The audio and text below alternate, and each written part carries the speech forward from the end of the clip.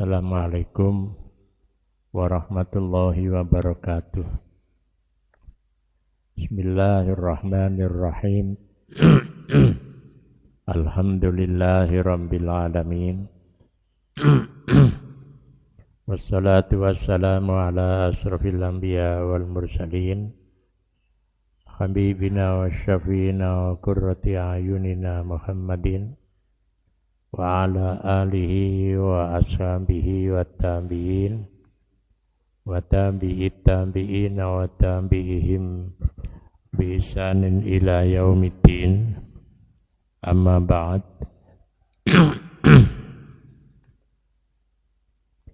Qala ta'ala qad aflaha man tazakka wa dzakara isma rabbih fasalla. Ayyuhas salikuna ila tariqillah, para perambah jalan Allah, mari kita awali kajian kitab tasawuf irfani dengan bersama-sama membaca Ummul Quran agar kita tetap sehat walafiat, ilmu manfaat, rezeki kang sar barokah, anak cucu soleh lan solihah. Besok menawi kita dipun pundhut, kita dipun paringi husnul khotimah ala hadhihi niyah wa ala kulli niyatin solihah. Al-Fatihah.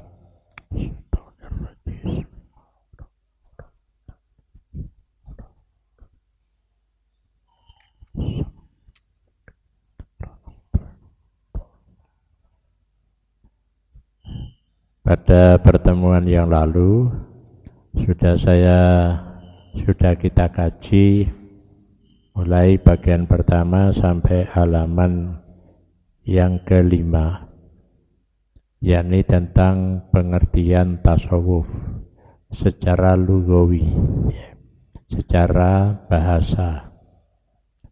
Bisa dari kata syuf, yakni bulu domba, karena orang-orang yang bertasawuf itu mereka suka menggunakan pakaian yang jelek, sehingga terkenal pada masa itu orang yang berpakaian berjelek-jelek dalam berpakaian itu dikenal sebagai ahli tasawuf.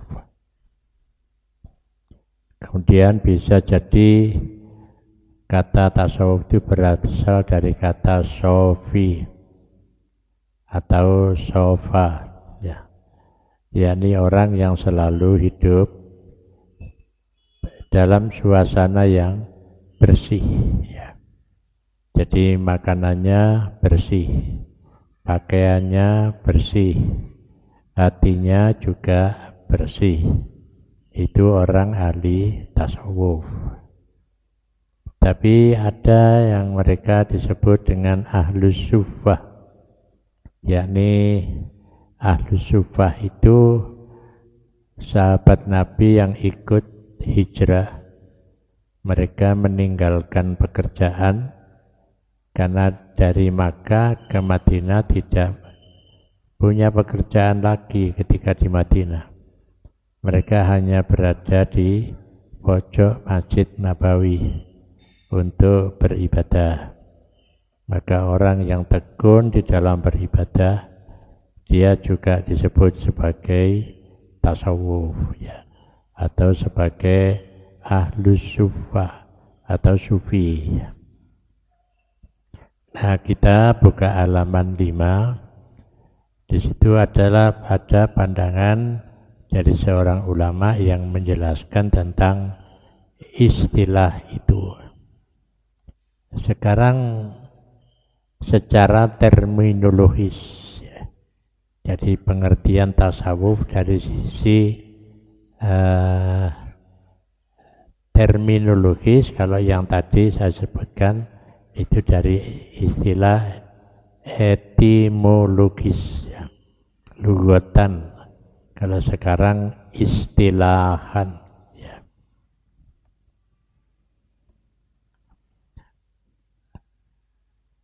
secara terminologis ya, banyak dikemukakan pandangan para ulama ya. Jadi pandangan para ulama. Syekh Yusuf Ar-Rifai menjelaskan bahwa definisi ya, jadi definisi tasawuf itu mencapai lebih kurang 2000 definisi yang saling ya, jadi yang saling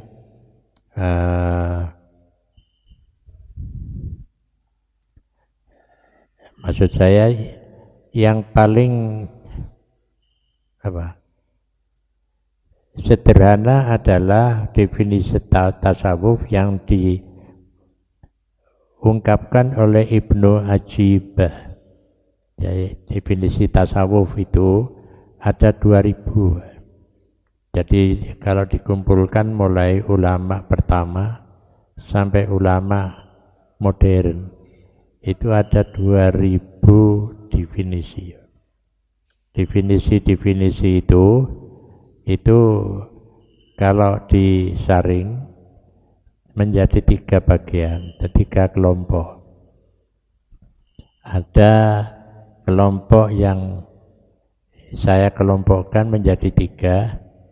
Yang satu adalah mengarah kepada etika, adab. Ya. Kemudian yang kedua mengarah kepada akhlak. Dan yang ketiga itu mengarah kepada tasawuf sendiri. Ya. Ibnu Ajibah ya, itu yang mengarang Syarah Hikam. Ibnu Ajibah. Dia menyebutkan bahwa kesungguhan tawajuh. Jadi tasawuf itu adalah kesungguhan tawajuh. Jadi tawajuh di waktu ibadah.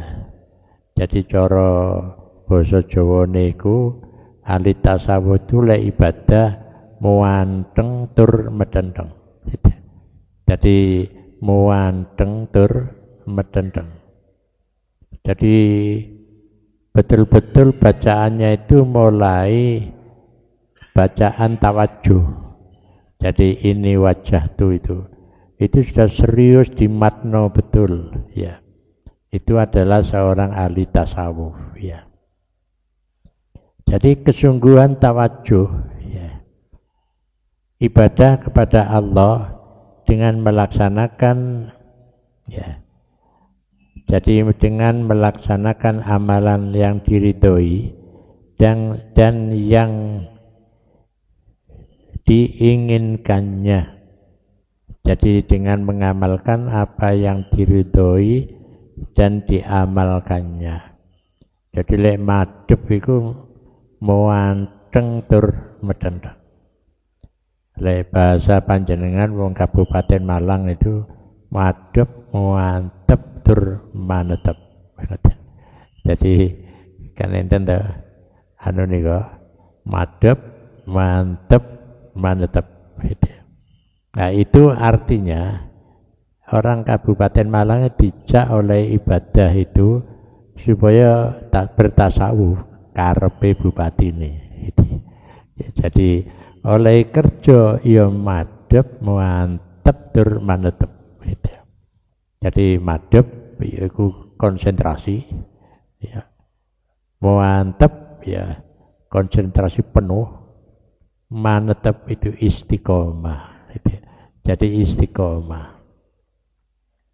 Itu pandangan dari Ibnu Ajibah dalam kitab Syarah Hikam ya. Sedangkan Syekh Junaid Al-Baghdadi, jadi Junaid Al-Baghdadi itu seorang ulama tasawuf yang itu disebut oleh Kiai Haji Hasyim Asy'ari. Pemikiran tasawufnya itu dijadikan sebagai rujukan tasawuf Sunni ya.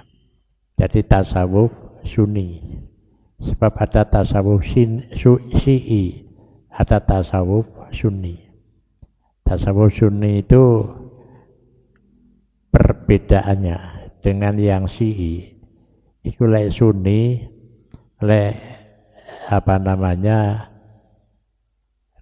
kalau memaknai, ya, jadi memaknai cedek itu ada jarak, ya. Jadi ada jarak. Jadi umpama la ilaha illallah, la ilaha illa huwa, la ilaha illa anta. Jadi si ono jarak. Tapi lek sunni itu lebih dekat lagi. Lek syi'i, la ilaha illa ana. Jadi orang pangeran kejaba kula. Jadi kula itu Gusti Allah wis cedhek nang awak kita. Itu perbedaannya yang prinsip. Jadi makanya kalau Ahlussunnah wal Jamaah itu takarrub itu ya masih ada jarak. Tapi kalau Syi'i sudah tidak ada jarak, sehingga koyok-koyok terjadi ittihad, menyatu antara hamba dengan Allah. Tapi kalau Sunni ada jarak, itu. Jadi ada jarak.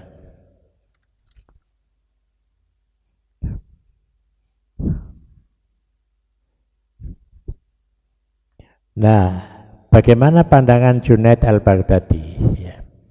Dia mengatakan tidaklah ketika berhubungan, ya, jadi ketika berhubungan dengan Allah al-Haq tanpa perantara.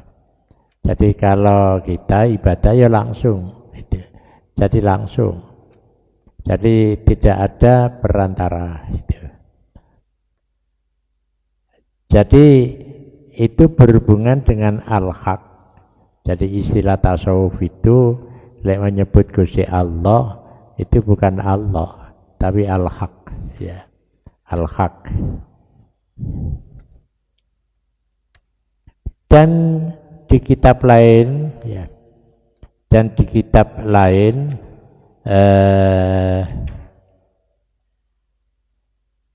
dia juga mendefinisikan tasawuf sebagai hendaknya hidup matimu diserahkan kepada al-Haq. Jadi bertasawuf itu urip mati apa jare Gusti Allah. Jadi orang itu sudah umpama urip ngono wis pasrah bangka bongkoan. Awake sehat ya apa jare Gusti Allah.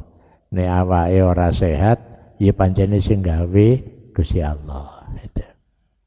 Jadi awake pisiki sehat utawa ora sehat itu kabeh wis urusane Gusti Allah.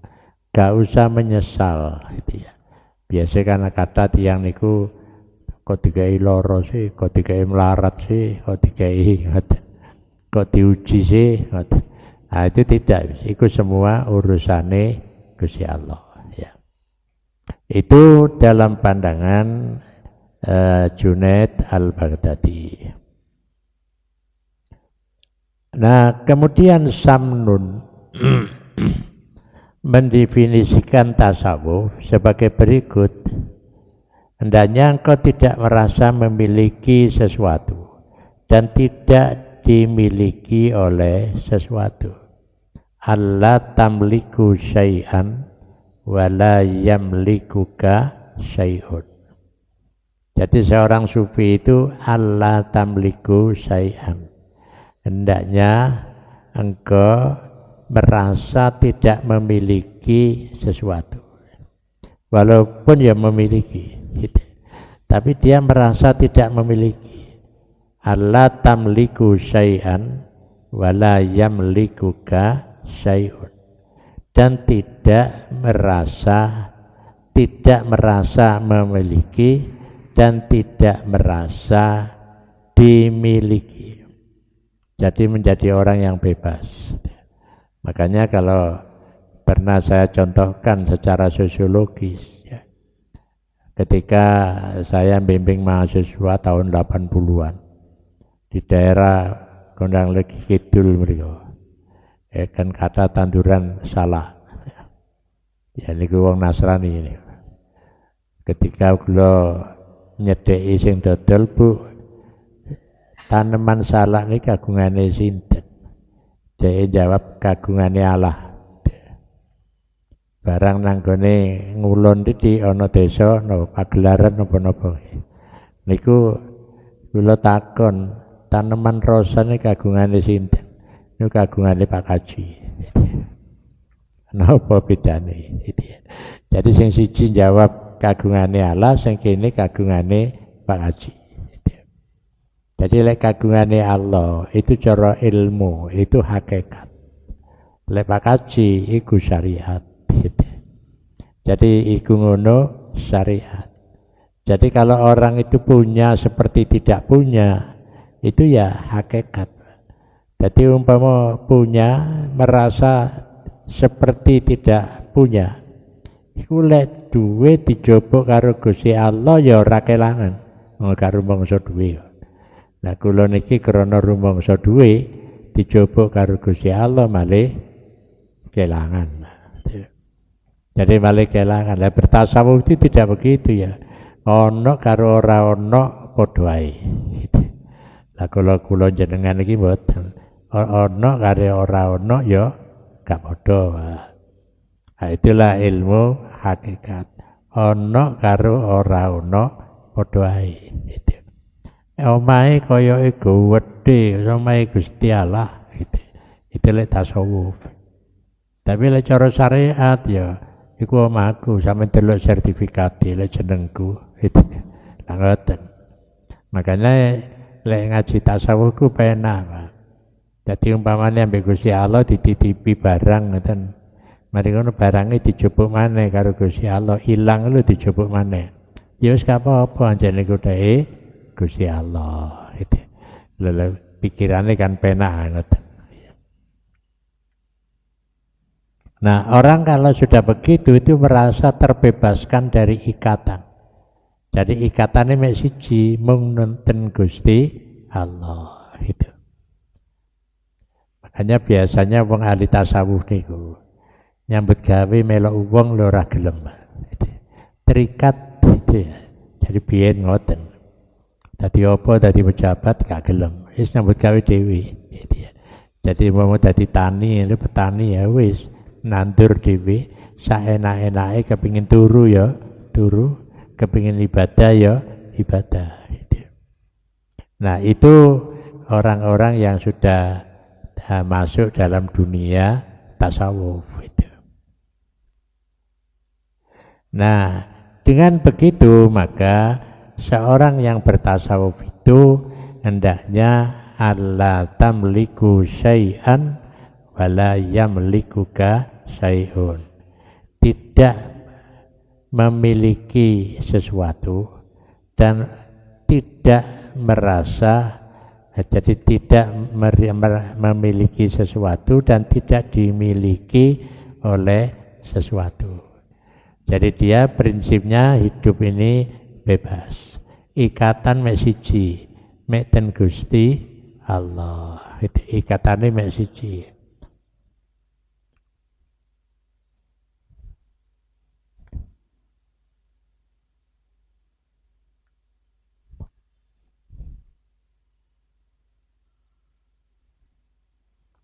Nah, sedangkan sebagian ahli tasawuf mendefinisikan tasawuf sebagai berikut. Tasawuf, jadi tasawuf merupakan tahap untuk mencapai hakikat. Jadi tasawuf itu melalui tahapan untuk mencapai hakikat. Ya. Hakikat sesuatu yang ada di sisi al-haq, yang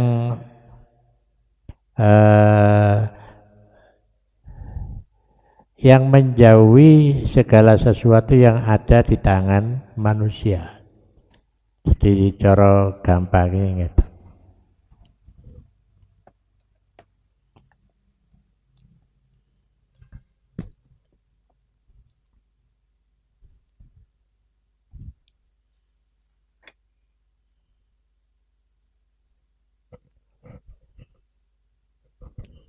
Jadi kalau tasawuf itu yakni seorang yang menuju kepada hakikat. Orang yang berada pada tingkat dasar itu disebut sebagai salik, kemudian sebagai murid di tingkat kedua. Di sini adalah wasil. Nah, disinilah dia masuk ke wilayah hakikat. Ya. Jadi untuk mencapai hakikat. Jadi kalau dia berpikir tentang sesuatu, kemudian dia ketika tahap sesuatu itu sampai pada hakikat, maka dia selalu memberikan jawaban hakikat sesuatu. Ya. Jadi memberikan jawaban hakikat sesuatu. Ya.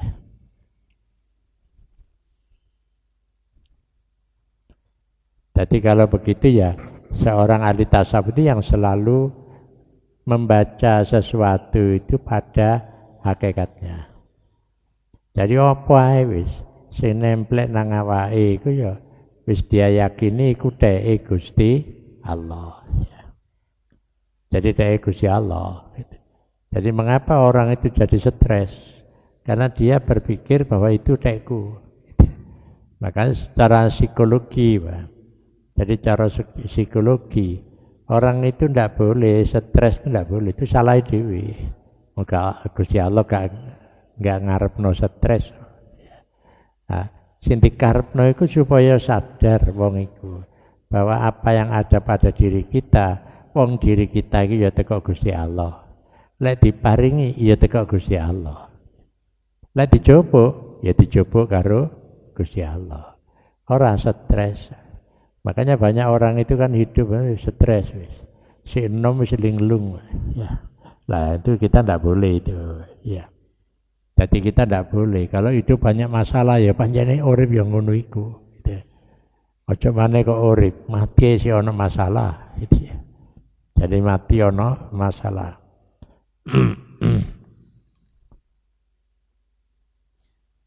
Jadi bertasawuf itu adalah satu ilmu untuk mendaki anak tangga guna mencapai hakikat sesuatu.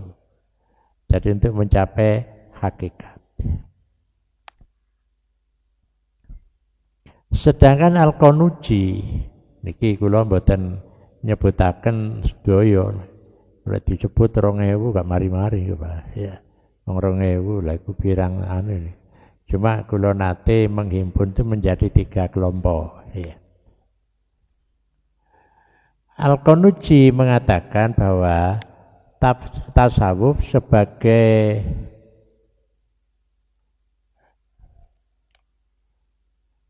berikut. Ya. Jadi tasawuf itu dengan definisi sebagai berikut. Sebagai ilmu, ya, jadi sebagai ilmu. Jadi ilmu itu berarti cara pokok-pokok pikirannya itu ada dalam Al-Quran dan ada dalam sunnah Rasulullah dan di dalam praktek Rasulullah serta sahabat Rasulullah. Jadi niku tahap pencarian ilmu tasawuf. Jadi sebagai ilmu, sebab ada tasawuf sebagai doktrin, tapi ada tasawuf sebagai ilmu. Nah, kalau kemarin kita mengikuti kajiannya Imam Al-Ghazali itu sebagai merupakan tasawuf tapi doktrin. Tapi sekarang keilmuan. Jadi keilmuan. Sebagai ilmu yang mempelajari bagaimana, ya. Jadi bagaimana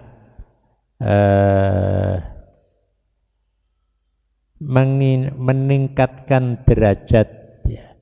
Jadi bagaimana meningkatkan derajat, ya.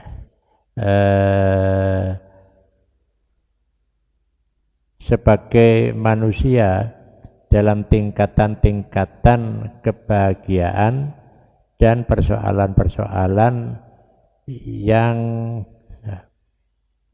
menghadang dalam upaya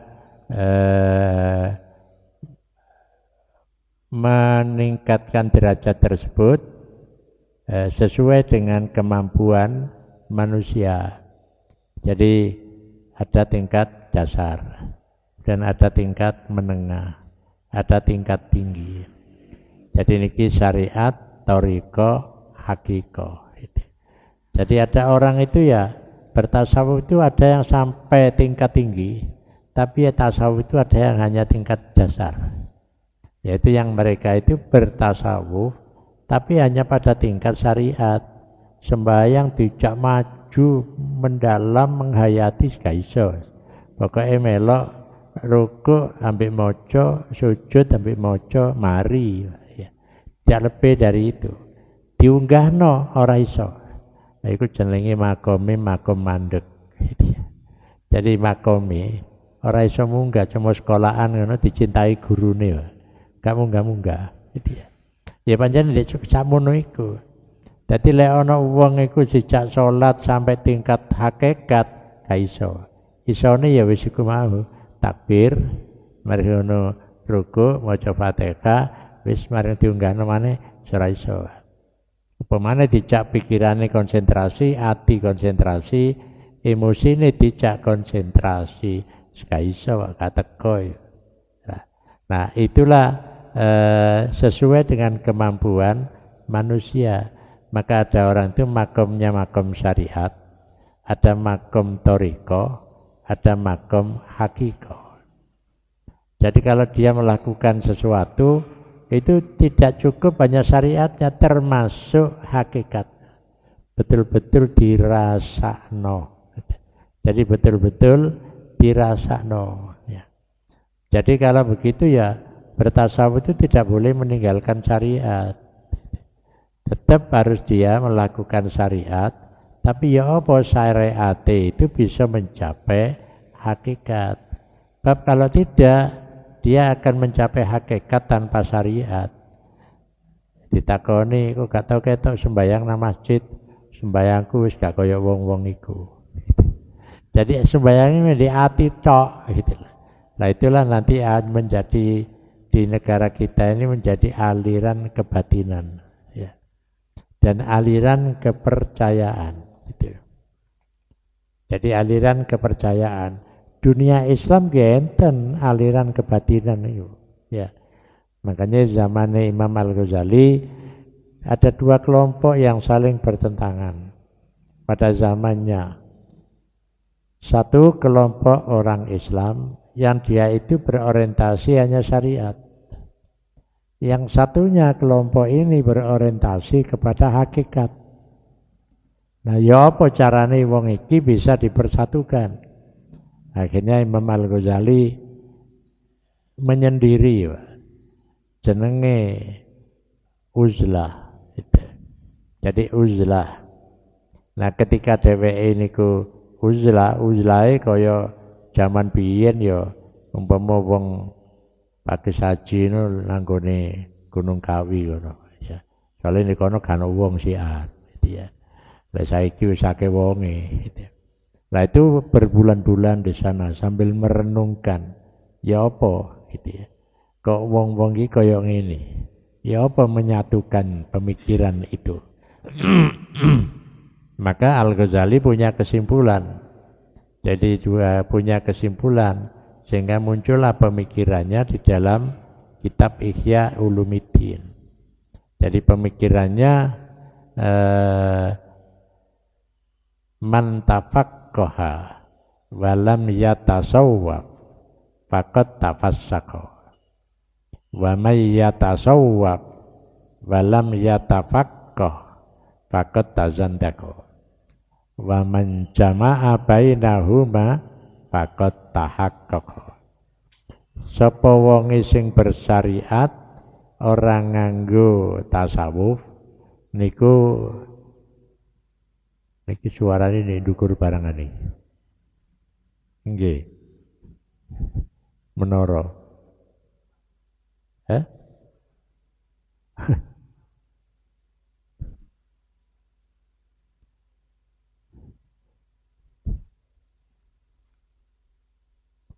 Jadi sapa sing bersyariat tanpa hakikat itu fasik. Sapa sing berhakikat tanpa syariat niku zindik, keluar dari Islam. Wa man jama'a bainahuma faqad tahaqqaqa. Sapa sing bisa mempertemukan keduanya itu faqad tahaqqaqa. Iku wis bener-bener berilmu gitu. Jadi tidak boleh syariat tok dan tidak boleh hakikat tok. Nah, itu pandangan Al-Ghazali. Kemudian di dalam kitab Ihya itu kalau kita kaji ya, uraian Al-Ghazali itu sangat lembut sekali karena mempertemukan dua jalan itu. Ya. Jadi mempertemukan dua jalan itu.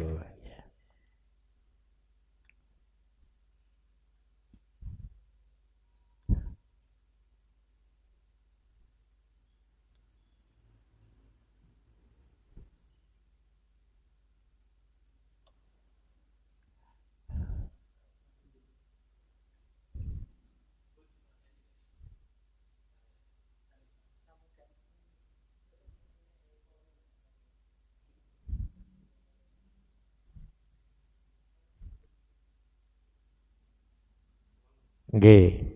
Nah, yang terakhir adalah dari banyak definisi niku kula rangkumkan.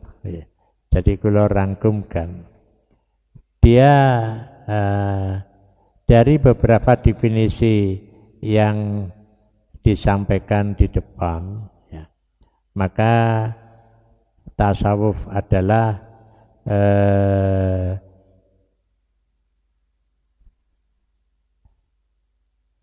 apa niku ke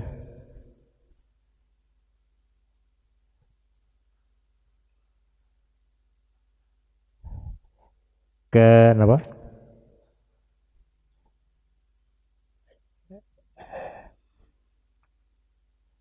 Ya, jadi coro napa niku adalah penyerahan secara mutlak pada kekuasaan al-haq. Ya.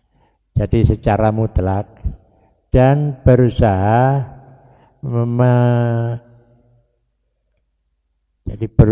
mendekatkan dirinya dengan al-haq untuk mencapai kebahagiaan yang hakiki, ya, dengan dan mencapai tingkat kesempurnaan, ya, dan tingkat kesempurnaan manusia serta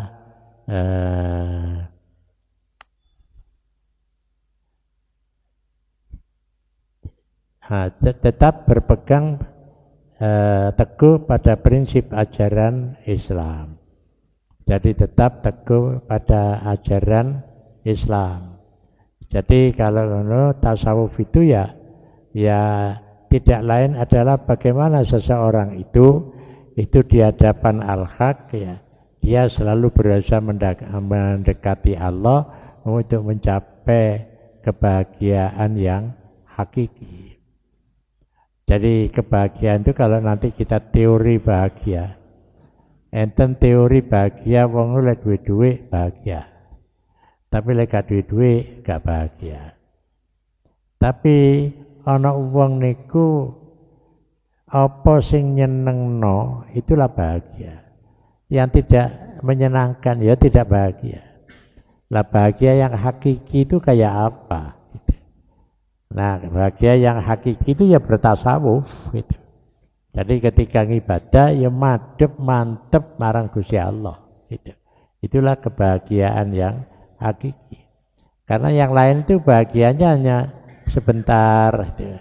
Itu namanya kebahagiaan sesaat gitu. Jadi kebahagiaan sesaat.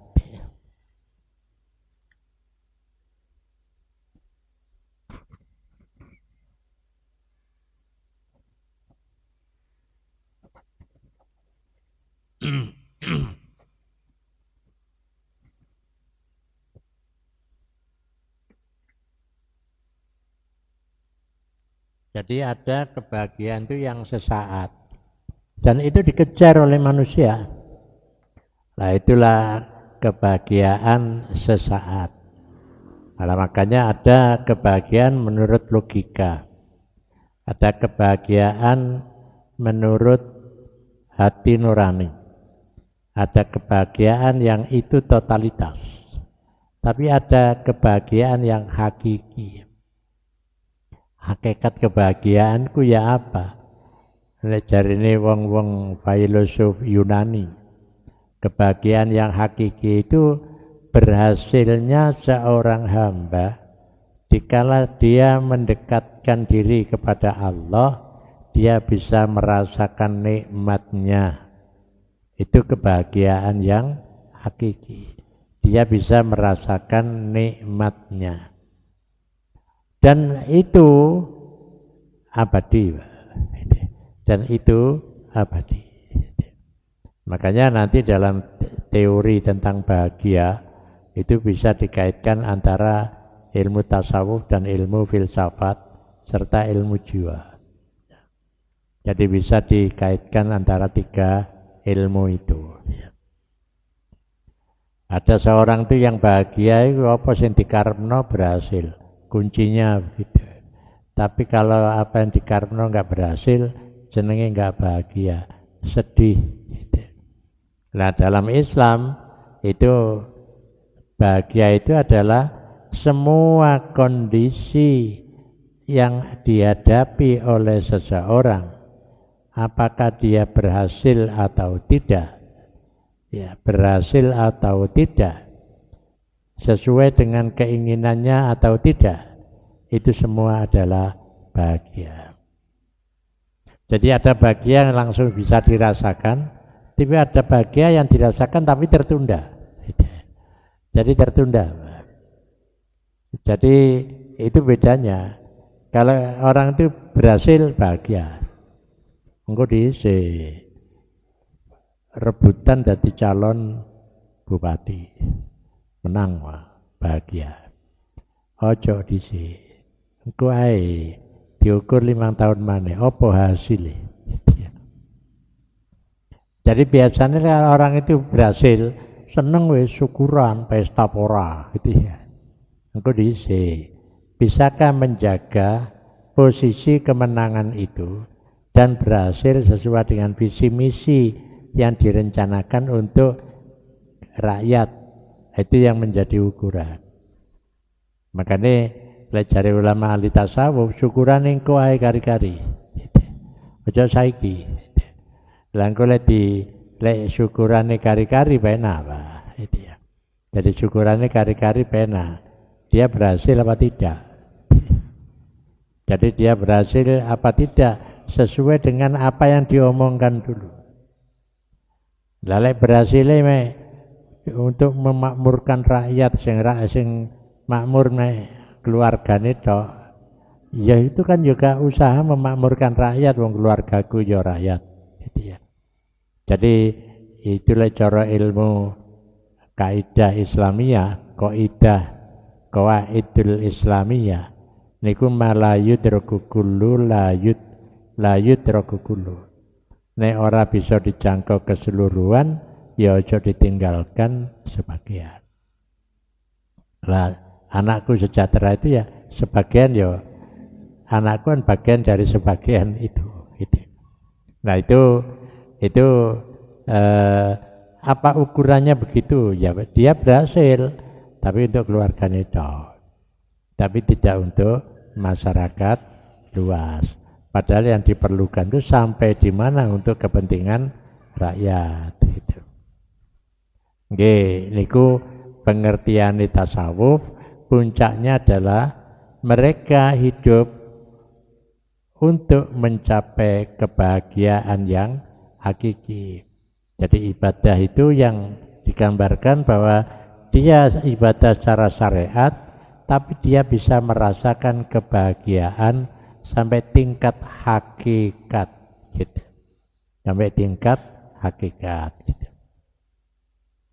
Jamaah ingkang kula hormati, itulah jalan pikiran para ulama secara keilmuan. Jadi pengertian tasawuf itu.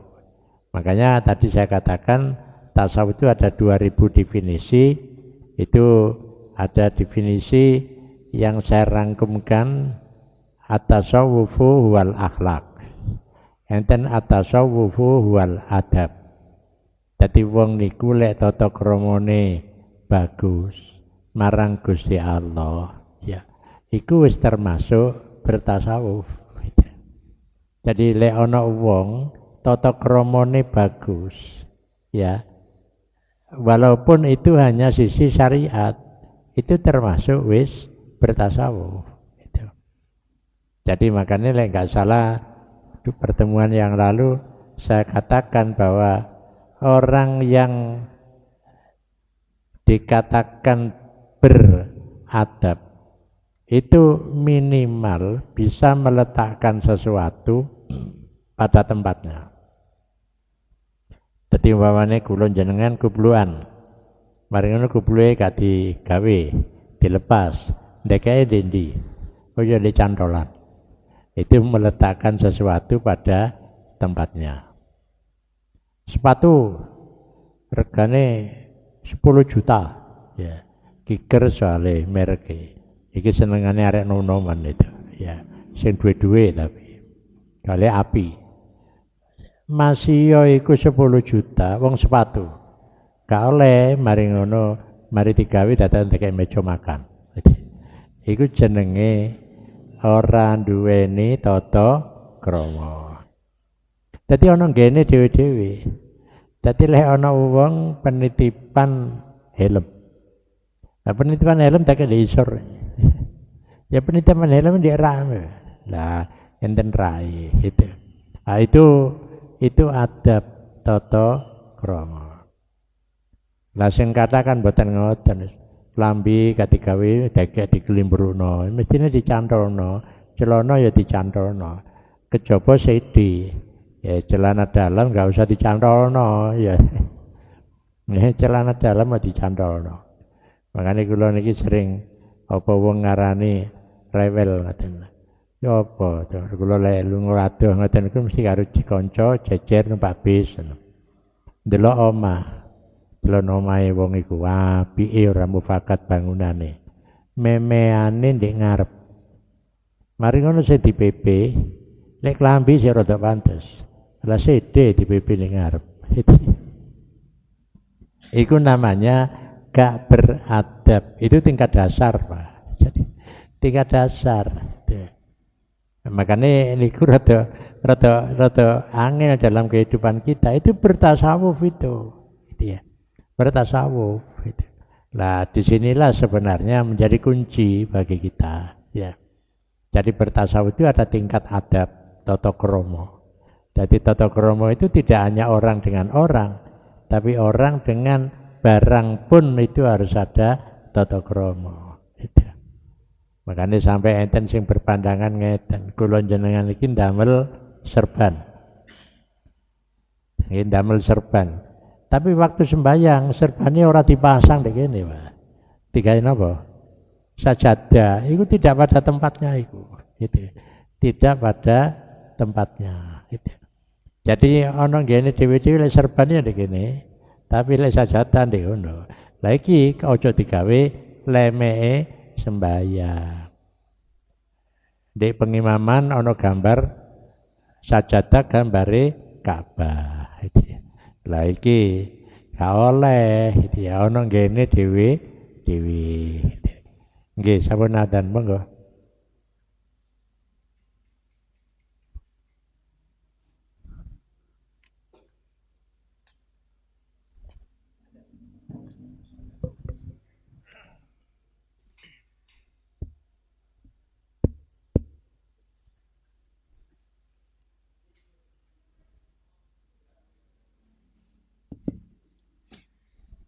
Allahu Akbar, Allahu Akbar. Allahu Akbar, Allahu Akbar. Allahu Akbar. Asyhadu an la ilaha illallah. Asyhadu an la ilaha illallah. Asyhadu an la ilaha illallah.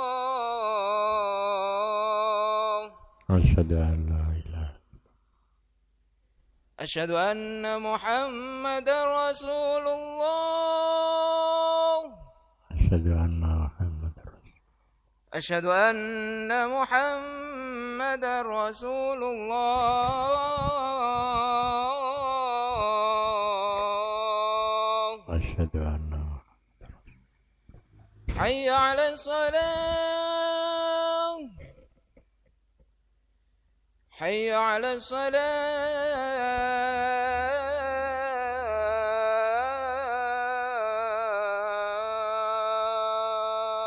لا حول ولا قوة حي على الفلاح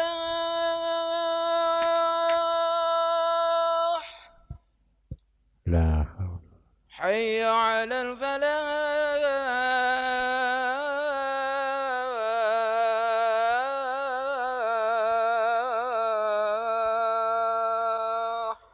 لا حول ولا قوة الله أكبر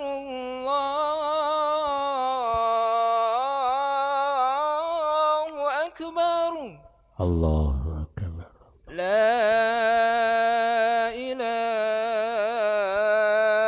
إلا الله لا إله إلا الله.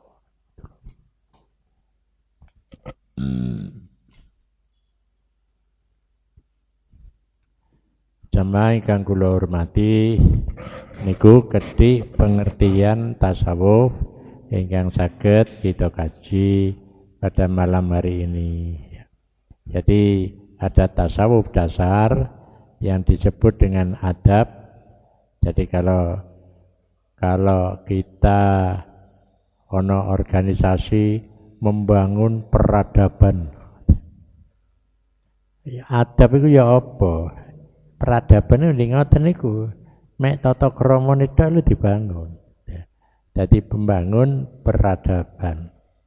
Duduk membangun tasawuf engko, peradaban itu tasawuf tingkat dasar.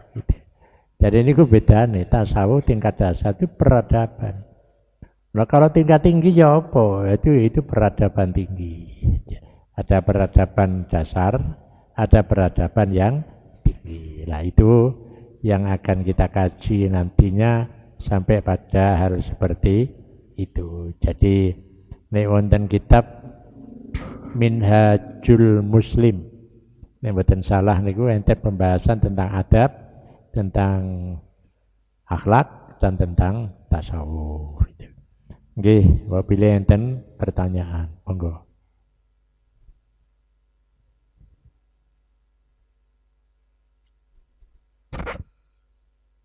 Nek mboten wonten kita akhiri semanten.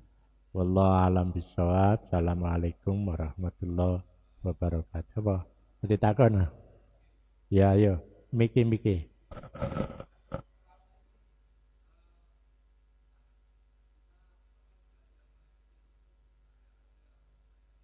Ya.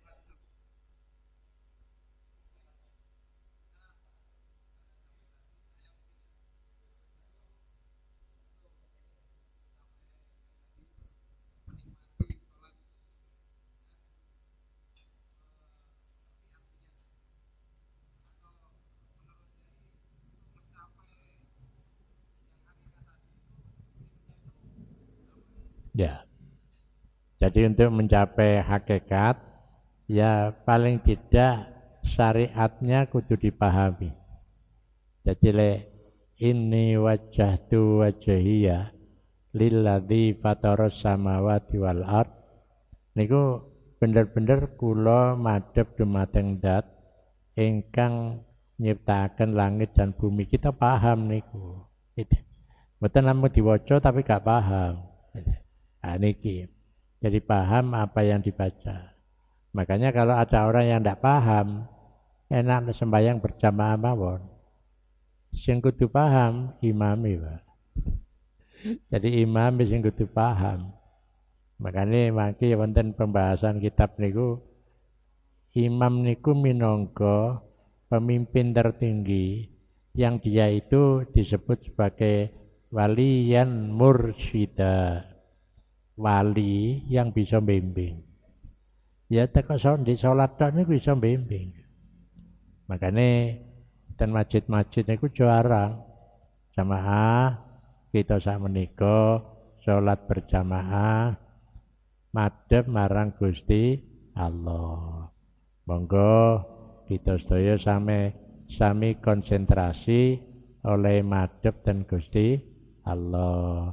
Konsentrasi pikirane, konsentrasi hatine, dan konsentrasi hawa nafsune. Jarang, Pak. Mboten enten itu enggak jarang, memang enggak pernah ada. Makanya kalau wingi kula enten derek niku mulai teko Jakarta. Di masjid dheweke iku melok wiridan subuh. Dadi mari la ilaha illallah, la ilaha illallah. Terus la ilaha illa huwa, la ilaha illa huwa, la ilaha illa huwa. Terus apa maneh? Boten pun sak mandek ngoten tok. Ya. Itu kurang, mestine la ilaha illa anta. Dadi le Allah si ado dicedhekno kata ganti huwa, jadi kata ganti anta. Nah, anta itu menunjukkan kita sudah omong-omongan karo Gusti Allah itu. Oke, nanti lebih rinci pekan depan kita kaji tentang hal ini. Ya apa carane bisa merasakan nikmate ibadah. Wallahu a'lam bishawab. Assalamualaikum warahmatullahi wabarakatuh.